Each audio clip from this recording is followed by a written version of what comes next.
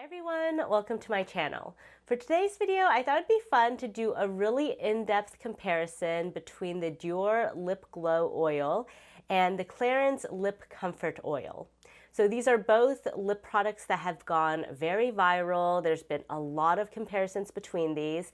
And for me, I was eyeing both of these before the recent Sephora VIB sale, watching a lot of these comparisons, but I was still on the fence at the end of the day, so I ended up picking up both of them. And I'm glad I did. I do really like both of these, but they're actually very different formulations. And so in today's video, I wanted to really run through all of the similarities and differences. So for any of you who are interested in possibly picking one or both of these up, hopefully this video is helpful for informing your decision. So without further ado, let's dive right in.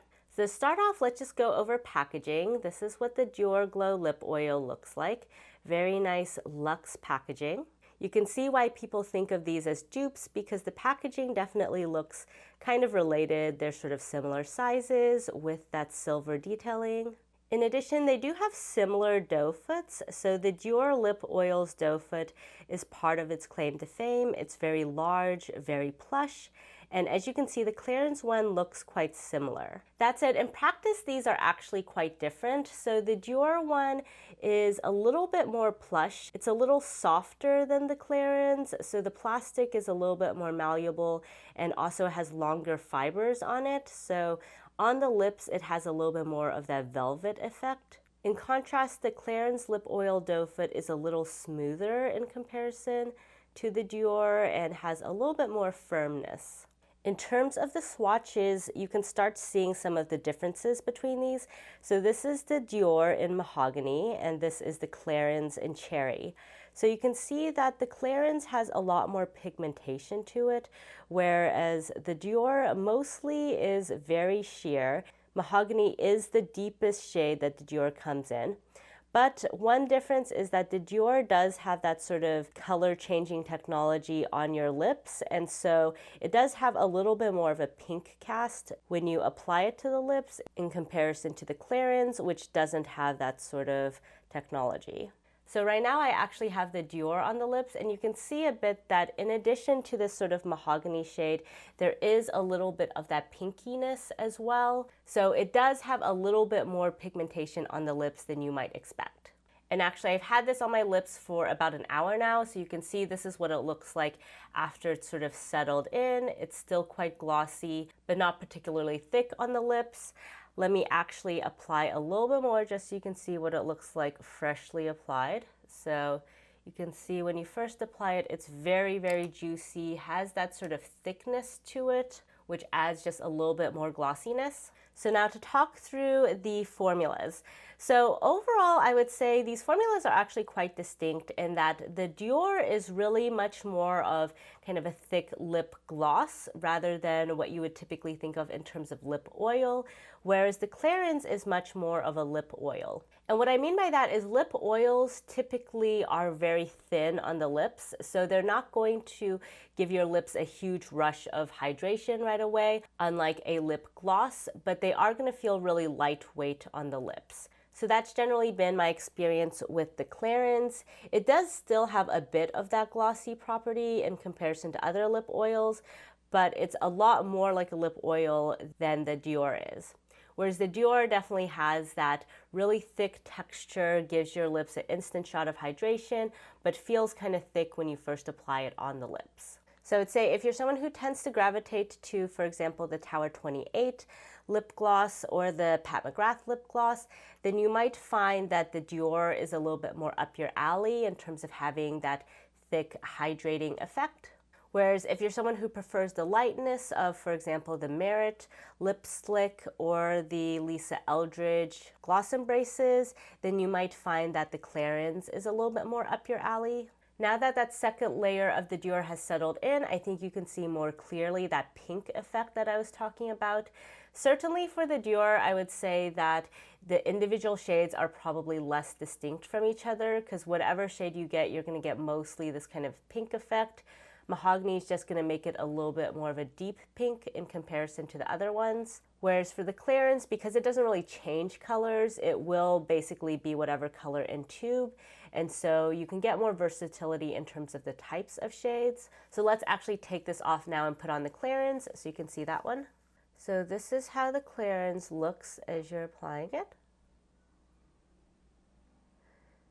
Definitely you can instantly see that very red shade, which is quite different from the Dior. And it is very glossy upon initial application. I would say it's actually more glossy than the Dior when you first apply it. But the biggest difference for me is definitely how thick versus thin it feels. This one feels a little bit more like you have water on your lips, whereas the Dior one feels more like a thick gel on the lips. Now the trade-off is I feel like the Dior is much more hydrating as the day wears on, whereas the Clarins, after it dries down, is not really actively hydrating. It's not drying on the lips, but if you're someone who has really dry lips and you want something that's going to really stick to them and hydrate them, then I think the Dior is a little bit better for that. But this one, after it dries down, you really don't feel it anymore, so it is a bit more comfortable from that perspective. Now, the other major difference I'll point out is the fragrance, which for a lot of you is probably a determining factor. So overall, the Clarins definitely has a much stronger scent to it. So it has sort of a very candy, sweet flavor to it, a little bit fruity, whereas the Dior has a very distinct minty vanilla taste to it. And I would say that at first I thought that meant I would really like the Clarins more because I don't really like minty flavors usually in my lip products. But I would actually say that the Dior's flavor is a little bit better in my book. So the vanilla definitely dominates over the mint, so it's not like a toothpaste scent or smell. It's a bit more subtle than that. And the Clarins one just sticks a lot longer, so that can be either a pro or con depending on how you feel about fragrance. So I would liken the Clarins one more to kind of Gucci lipsticks or other luxury brands where it does kind of linger throughout the day. So not to the point where it makes you nauseated, or at least makes me nauseated, but to the point where you will kind of get whiffs of it throughout the day. The Dior, in contrast, does tend to fade relatively quickly, so it does still stick around for a bit, but it's not going to last the whole day. Also, in general, upon initial application, it is just a lighter smell. Now, with the mintiness of the Dior, you might be wondering, is this like a lip plumper? Because a lot of lip plumpers do rely on menthol in order to give you that kind of minty, tingly feeling. And I would say neither of these, as far as I can tell, really have a plumping sensation. The Dior does have a tiny bit of a cooling sensation, but I don't think it's actually plumping. For example, I do have the Lawless Forget the Filler lip gloss, and this one has a really strong cooling sensation to it and definitely plumps your lips. So the Dior is not like that. It's not going to really actively plump, but it might make your lips just feel a little bit cooler. So now as a final comparison, I'm going to put the two side by side. So this is the last look of the Clarins all by itself. So now I remove the Clarins from this side of my lips so we can go in with the Dior. Just gonna sweep this on.